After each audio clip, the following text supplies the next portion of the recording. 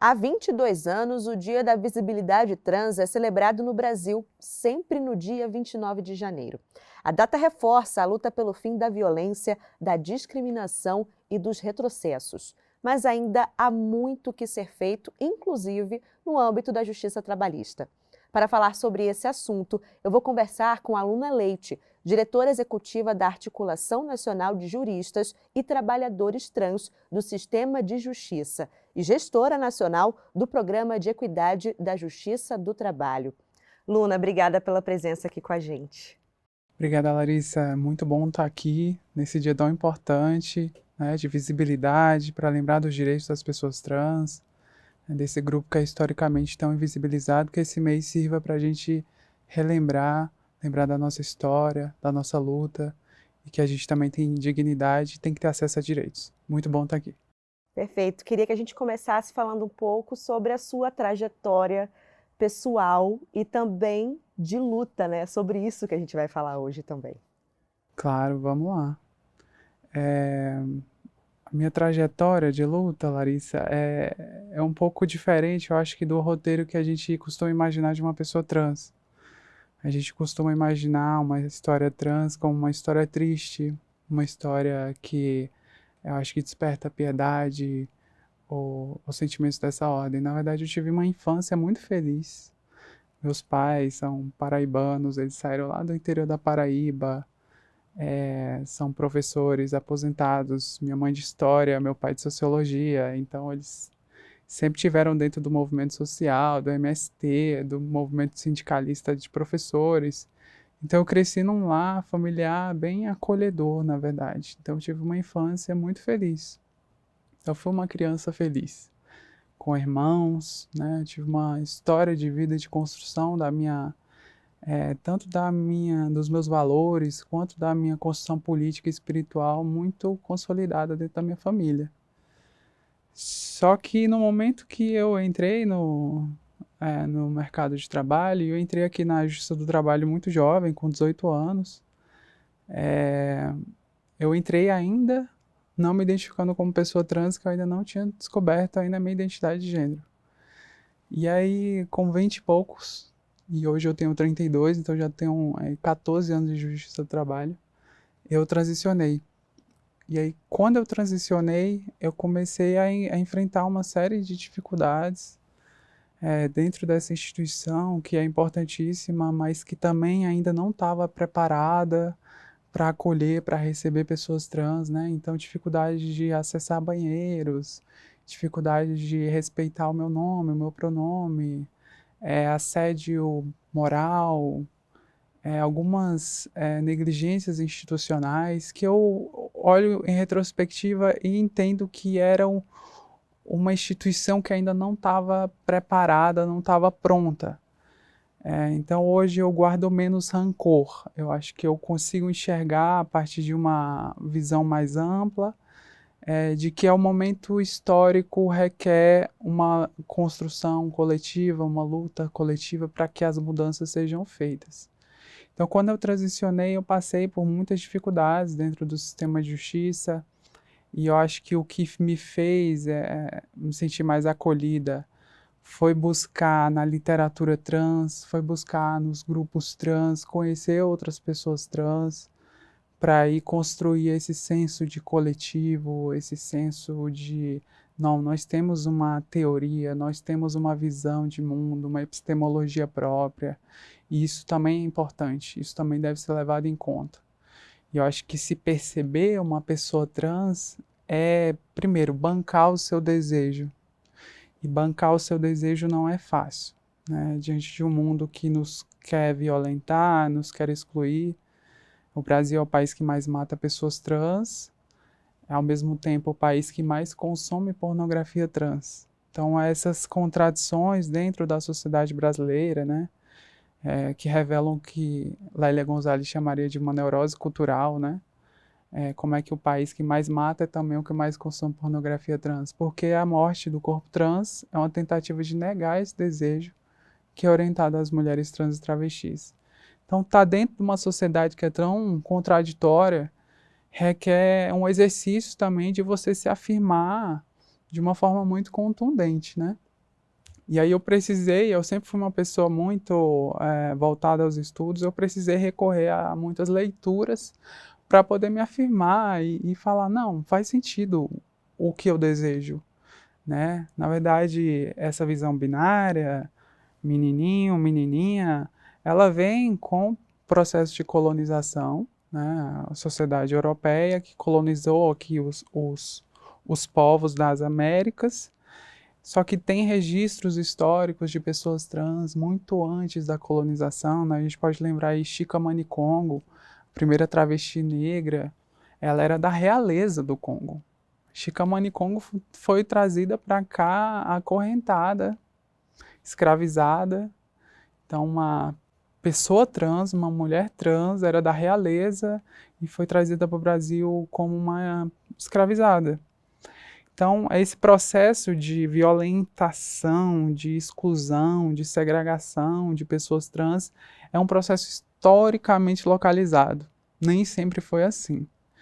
E eu digo que a cisnormatividade, né, essa norma que vai dizer menino é isso, menina é aquilo, nasceu com esse corpo, com aquele corpo, é datado historicamente no século XVI. Né? Então, foi com a colonização europeia que esse processo começou a se impor de forma violenta. Antes não era assim. Né? Tem registros de que povos originários eles entendiam o gênero de forma muito mais plural, alguns percebiam até 5 gêneros. Né? Se a gente for buscar em outras sociedades, por exemplo, Larissa, as pessoas trans da Índia, as ígiras, né? As ígiras, elas têm uma função primordial na sociedade indiana, elas celebram casamentos, celebram nascimentos, né? Tem na Tailândia também, em todas as partes do mundo a gente vai ver registros históricos muito anteriores, que datam de milhares de anos antes, em que as pessoas trans eram respeitadas, tratadas com dignidade. Então nem sempre a história trans foi uma história de exclusão. Então, eu acho que se tornar uma pessoa trans, se reconhecer uma pessoa trans, é primeiro bancar o seu desejo e entender que a gente está dentro de um recorte histórico de violência, mas que nem sempre foi assim. E que é importante a gente se afirmar enquanto pessoas trans, afirmar a nossa dignidade, porque assim a gente consegue se reconhecer pessoas que têm valor, que devem ter acesso a direitos na sociedade brasileira. E parte da nossa luta por visibilidade é voltar para um lugar em que a gente é tratada com dignidade. Luna, eu acho importante a gente falar também um pouco sobre a atuação da Antrajus. De que forma a organização ela tem atuado nessa defesa dos direitos das pessoas trans, levando em consideração esse sistema judicial? Como que isso acontece diariamente? Não tem como você apresentar um requerimento, por mais bem fundamentado que seja, no CNJ ou no TST ou em qualquer instância do Poder Judiciário, sem uma organização política.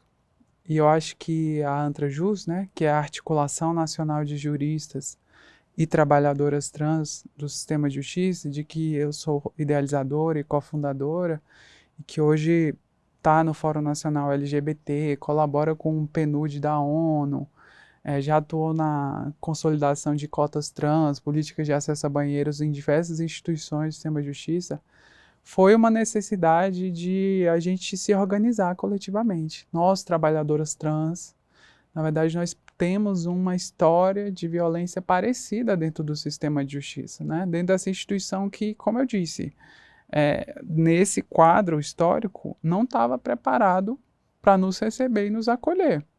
Se eu usar um banheiro feminino, por exemplo, eu posso responder a um processo administrativo disciplinar, porque o uso do banheiro ainda não foi regulamentado pelo sistema de justiça. Então, são direitos básicos. Como é que eu vou acessar o meu local de trabalho sem poder fazer xixi? Uma política de prevenção do assédio que seja séria, né, que seja monitorada, uma política de cotas trans. A principal atividade econômica de mulheres trans e travestis é a prostituição. Né? Então, a maior parte não tem acesso ao mercado formal de trabalho. Então, a Antrajus, ela veio justamente nesse esforço de articulação coletiva dentro do sistema de justiça. E hoje é a única entidade trans que atua com foco no sistema de justiça. né? A gente tem outras entidades trans, como ANTRA, IBRAT, FUNATRANS, outras entidades LGBTs, como a BGLT, só que nenhuma tem um foco específico no sistema de justiça. Eu acho que a Antrajus, ela se destaca justamente por ter essa vocação, né, voltada para o sistema de justiça e esse olhar transversal, né, esse olhar de infiltração dos saberes, da visão trans para dentro do sistema de justiça, olhando ali o corpo trans, seja como parte num processo, seja trabalhando, seja como terceirizada, como estagiária, seja como pessoa privada de liberdade. Então, a nossa intenção, nossa missão, nosso objetivo é dar um tratamento digno para as pessoas trans que estão lidando de alguma forma com o sistema de justiça. Eu acho que a gente tem sido de algum modo eficaz, tanto é que estamos aqui, estamos conseguindo alcançar os nossos direitos e a gente só vai parar quando vencer. Luna, há um campo teórico e político também muito importante, que a senhora foi coautora, foi inclusive cofundadora, que é importante a gente também destacar nessa conversa, que seria o transfeminismo jurídico no Brasil. Para quem não ouviu falar sobre isso, ou até para quem conhece de forma superficial, quais os problemas que ele busca enfrentar no direito? Perfeito, Larissa. É importante falar desse campo teórico porque ele é um campo brasileiro mesmo, o transfeminismo jurídico. Tem algumas referências fora do Brasil, como dois autores norte-americanos trans, o Dean Spade e o Paisley Currah, mas o transfeminismo jurídico é uma teoria, um campo teórico brasileiro, que foi cofundado por Clarice Mack e por mim, que busca justamente trazer esses saberes do campo transfeminista brasileiro para dentro do direito. A gente percebeu essa ausência, esse vácuo de discussões jurídicas que levassem em conta a visão das pessoas trans. Então, o transfeminismo jurídico ele vem para tapar esse buraco e trazer para dentro do sistema de justiça, para dentro do campo da epistemologia jurídica, os saberes trans, a visão das pessoas trans, uma visão não binária, uma visão múltipla, né? E na minha visão, o transfeminismo jurídico ele provoca assim dois deslocamentos fundamentais, que ao invés de a gente pensar que as pessoas trans precisam ser incluídas, os próprios espaços e a estrutura normativa é que precisa se expandir. Então, da ideia de inclusão para a ideia de expansão. Então, a transexpansividade, que é um paradigma epistemológico que eu utilizo, vem nesse esforço de a gente deslocar o nosso pensamento. Então, o que isso implica na prática? Não adianta a gente inserir pessoas trans, por exemplo, política de cotas, sem a gente mudar a política de acesso a banheiros, se a gente garantir uma política de prevenção do assédio, sem a gente olhar para o próprio espaço. Então, não adianta incluir sem expandir. O próprio direito também, né? O direito prevê diversas regras que são sempre com base nas pessoas cis. Então, o direito precisa ser repensado e se expandir. Então, esse é um primeiro deslocamento, da inclusão para a expansão. Mas um segundo deslocamento analítico que a gente tem proposto também é muito central, que a maior parte das pessoas acha que a violência contra as pessoas trans é uma questão de fobia. É uma pessoa, um sujeito intolerante que precisa talvez ir para o psicólogo, e aí a gente resolveu o problema da violência contra pessoas trans no Brasil, né? Só que a violência contra as pessoas trans ela é estrutural. Então, o segundo deslocamento é da fobia para a estrutura. Então, olhar para as dimensões políticas, para as dimensões econômicas, para as dimensões culturais da violência contra pessoas trans é fundamental para a gente dar uma resposta adequada. Tanto é que a criminalização da transfobia, assim, com o máximo de respeito a esse avanço que foi, em termos simbólicos e políticos, foi um grande fracasso. A criminalização da transfobia não resolveu o problema da violência contra pessoas trans porque ela é focada no sujeito transfóbico. E aí o deslocamento que a gente propõe não adianta a gente olhar só para o sujeito transfóbico sem olhar para a estrutura que viola pessoas trans. E perceba, quando a gente está lidando com a criminalização, ou a punição, ou a sanção, a gente está olhando para o sujeito violador e não para as pessoas trans.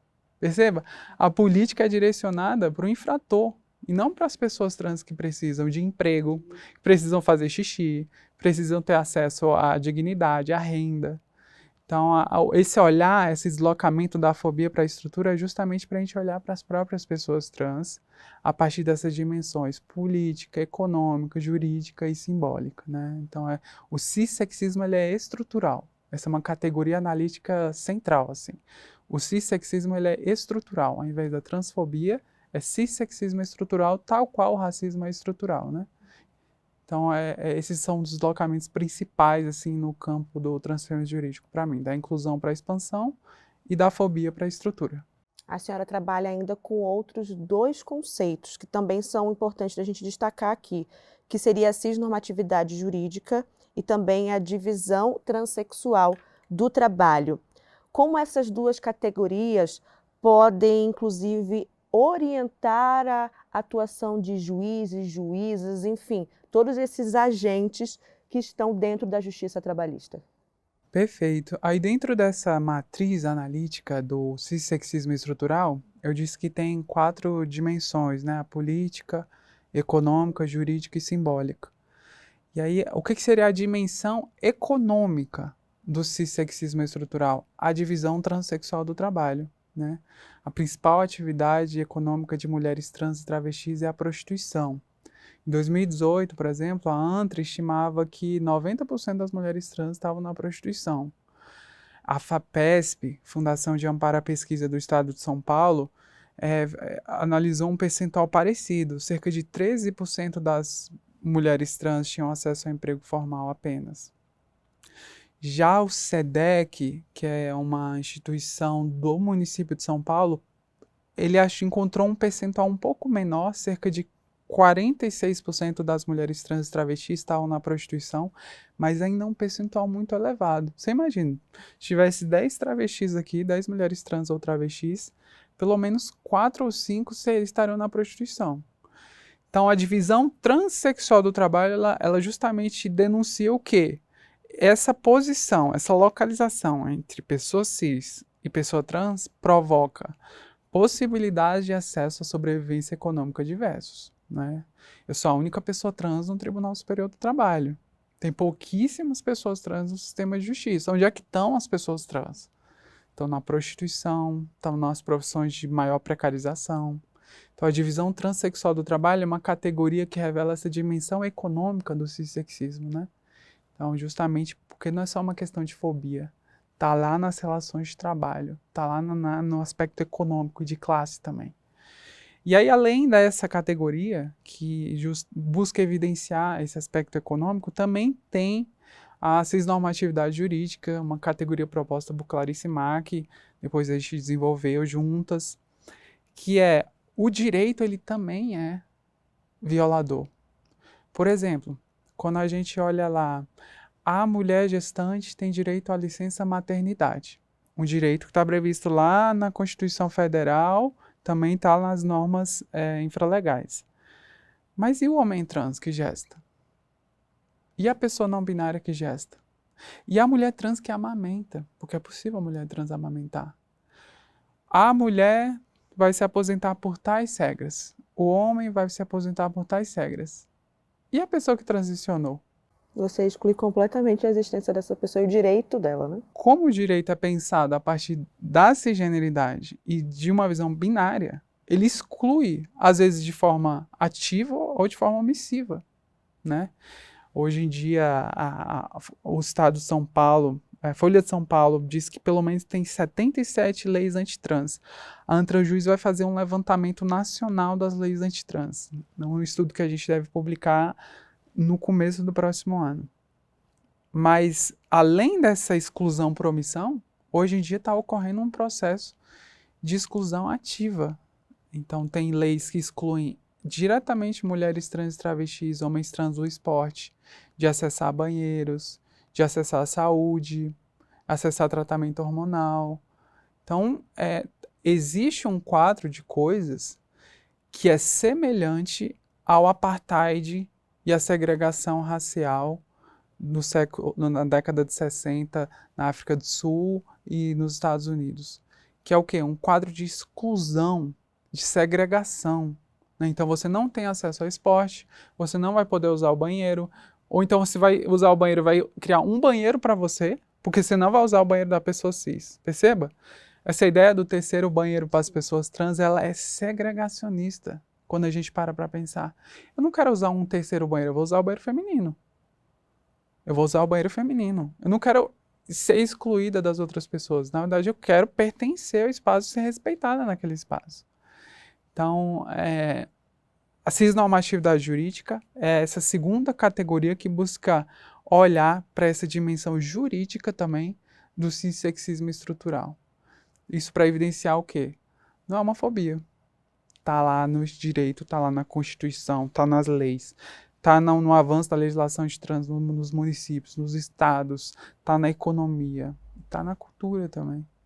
Luna, em outubro de 2024, a gente teve o lançamento do protocolo antidiscriminatório. Eu acompanhei, inclusive, esse lançamento, li o protocolo. Há informações muito importantes para nós, pessoas que trabalhamos no tribunal, para juízes, desembargadores. A sua atuação foi extremamente importante. A gente pode considerar esse lançamento, esse protocolo, um marco, e inclusive um marco que sai do Brasil, algo que é referência para a atuação do sistema judiciário também da América Latina, por exemplo? Acho que sim, Larissa. Não existe na América Latina, e uma amiga pesquisadora me disse, Luna, não existe no mundo um protocolo de julgamento com perspectiva transfeminista e interseccional como o nosso, né? É o primeiro protocolo na América Latina, pelo menos, e possivelmente no mundo, a trazer as categorias do transfeminismo para dentro, diversos direitos trans, como direito ao nome, direito a respeito do pronome, direito a acesso a banheiros de acordo com a identidade de gênero, reembolso de cirurgias médicas, perspectiva de julgamento anti-cissexista. Então, um documento que é como se fosse um guia de atuação e julgamento para juízes, que orienta, se chegar uma pessoa trans como parte, como advogada, essa pessoa vai ter que ser respeitada, né? O pronome dela vai ter que ser respeitado. Se uma parte errar, o juiz tem a obrigação de corrigir. Se estiver discutindo algum direito, o documento traz orientações de quais fundamentos internacionais, nacionais, na jurisprudência o juiz pode utilizar. E, além disso, prevê uma perspectiva interseccional, né? A gente, quando estava discutindo assim o protocolo, eu percebia uma dificuldade, porque tinha um grupo que era o grupo de raça, o grupo de pessoas com deficiência e o grupo de gênero. Aí o grupo de raça costumava pensar a dicotomia pessoas brancas, pessoas pretas. O grupo de pessoas com deficiência, sem deficiência. O grupo de gênero, homens, mulheres. Percebe que tem um binarismo aí? E aí, o que eu propus e o grupo de trabalho acatou foi, vamos contar até 6? Porque se a gente conta mais de 2, a gente rompe com o binarismo, né? Então, aí o protocolo criou, lá no seu passo a passo, tá, contar até 6, o juiz vai contar até 6. Então, primeiro, identidade de gênero. Segundo, orientação sexual. Terceiro, classe econômica. Quarto, raça ou etnia. 5, condição de pessoa com deficiência. E 6, condição de pessoa idosa. Então, sempre que chegar um caso, o juiz conte até 6. Tá lá, primeiro passo, contar até 6 para identificar as vulnerabilidades de forma interseccional, né? Porque aí você já consegue filtrar casos envolvendo, às vezes é uma pessoa trans, mas é uma pessoa trans negra. Perceba que, como diz a Cotirene, né, são avenidas identitárias que se cruzam. Quando uma pessoa é acidentada várias vezes, né, ela utiliza essa expressão, aquilo gera um grau de violência que é qualitativamente diferente. Não é simplesmente uma soma de racismo com identidade de gênero. Na verdade, gera um tipo muito específico de violência, né? É um nível qualitativamente diferente de violência. Então, o protocolo ele é inovador por isso, porque ele traz uma forma muito intuitiva de os juízes analisarem os casos com esse olhar interseccional e trazendo uma perspectiva transfeminista que é inédita na América Latina. E era isso que eu queria trazer, inclusive. Esse conceito de transfeminismo jurídico, ele influenciou e muito a concepção desse protocolo, né? Com certeza. O campo transfeminista jurídico, ele foi fundamental, inclusive as categorias de divisão transexual do trabalho e cisnormatividade jurídica estão dentro do documento. E é justamente essa aproximação, né, dos saberes trans para dentro do direito. E é o primeiro documento assim, que institucionaliza essa posição, essa perspectiva epistemológica e política dentro do sistema de justiça, e que eu tenho muito orgulho de ter feito parte. Luna, a gente falou muito sobre as barreiras, os problemas enfrentados pelas pessoas trans no Brasil, né, como um todo. De que forma a justiça trabalhista pode acabar rompendo com esses desafios, ou até melhor dizendo, respondendo mesmo, né, se responsabilizando também a combater esses problemas que acontecem e são escancarados, né? Eu acho que a Justiça do Trabalho tem que cumprir a sua vocação, que é ser a justiça social, o Tribunal da Justiça Social, né? E o primeiro pontapé, assim, eu acho que é aplicar o protocolo de forma efetiva, né? Que os juízes conheçam esse documento importantíssimo, para que a jurisdição seja feita de forma acolhedora, de forma respeitosa, que dê dignidade para as pessoas trans que tentam acessar a Justiça do Trabalho. Mas eu acho que deve ir além, né? Pensando na Justiça do Trabalho como a Justiça do Trabalho, tem que ser garantidos mecanismos também de acesso ao emprego. O CNJ, por exemplo, estabeleceu o programa Transformação, que é um programa que garante cotas trans para os contratos de terceirização do Poder Judiciário. A Justiça do Trabalho, acredito eu, deveria também implementar o programa Transformação com um percentual específico para pessoas trans, garantindo também empregabilidade, respeito para essas pessoas, né?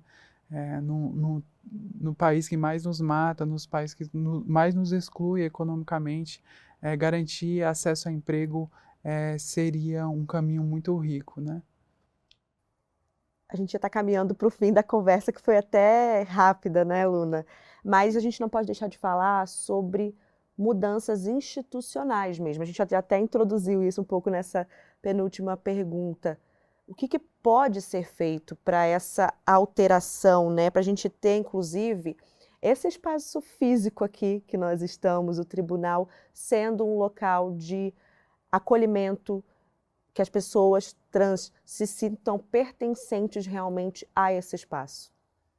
Perfeito. Eu acho que tem dois grandes grupos assim que a gente poderia pensar, Larissa, de políticas institucionais afirmativas, né?